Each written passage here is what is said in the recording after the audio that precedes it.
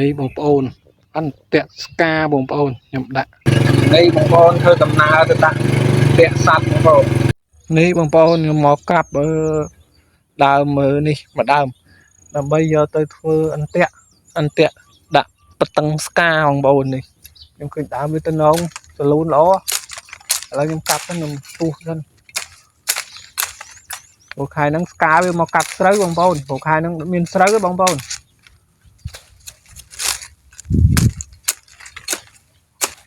លំណាបងប្អូនលំដល់ក្រោម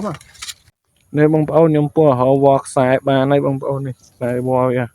សម្រាប់ដាក់ទឹកឥឡូវខ្ញុំទួបានប៉ុណ្នេះហើយបានប៉ុណ្្នឹងហើយបងប្អូននេះស្អាតមែនតើខ្ញុំដាក់នៅក្រោយនេះបងប្អូននេះដាក់ខាងក្រោយនេះឃើញមានតួសដែកវាមកស៊ីស្កាមកស៊ីបងប្អូន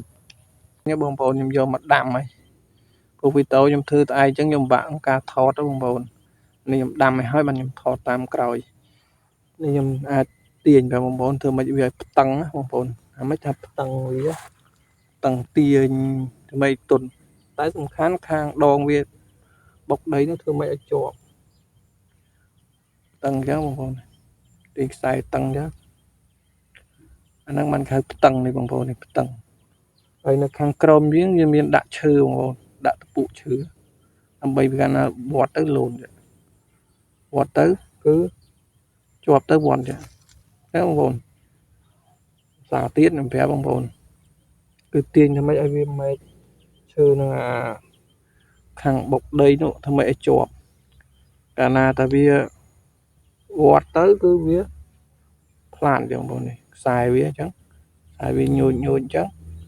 កាលណាតែវាជាប់ទៅគឺវត្តចឹងបងប្អូនវត្តចឹងតែណយយើងដាក់ដើម្បីតាក់ស្កាបានដូចជាក្តាមត្រីបាននៅនេះបងប្អូននេះខ្សែវាបងប្អូននេះខ្សែអំពង់ខ្ញុំបញ្ជាក់នេះខ្សែអំពង់ហើយនេះម៉ែឈើខ្ញុំទៅ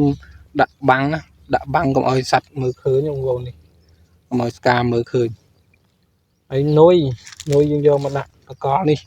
ណោតទុំបងប្អូននេះណោតទុំចូលចិត្តណានេះខ្ញុំដាក់ខាងក្រោមបងប្អូននេះដាក់ខាងក្រោមនេះក្រោមផ្តឹងហ្មងហើយកុំភ្លេចថែមក្តាមមកថងក្តាមនឹងស្កាចូលចិត្តស៊ីបងប្អូនដាក់ក្បែរនុយហ្នឹងតែមើលតែមកស៊ីជាប់ឲ្យបងប្អូនដាក់ក្តាមមកថងជងពួកជាមួយនឹងខ្សែទៅហ្នឹងបងប្អូនយកទៅណាទេគឺដាក់គួចមួយខ្សែហ្នឹងគឺទាញហើយបងប្អូន